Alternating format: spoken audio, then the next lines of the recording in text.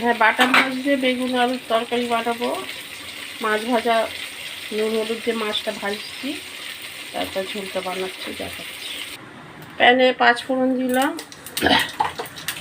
আর হলুদ, নুন, লঙ্কার গুঁড়ো, জিরের গুঁড়ো, ধনের গুঁড়ো সব দিয়েছি। দিয়ে কষতে দেবো জল দিয়ে।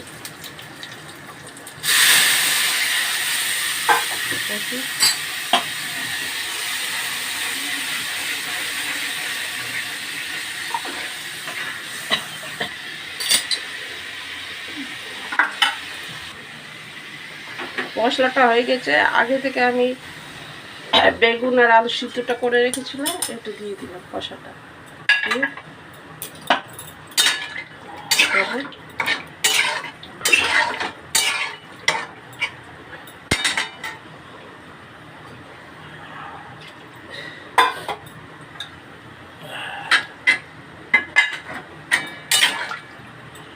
মাছগুলো দিয়ে দেবো।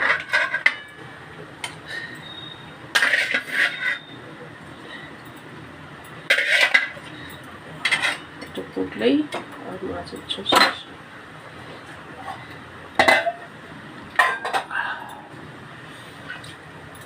ফুটুক। বাটা মাছ দিয়ে বেগুন আলু দিয়ে ঝোল করেছি। এবার এটা নামাবো। গরম ভাতের সঙ্গে খেতে খুব ভালো লাগে। আচ্ছা।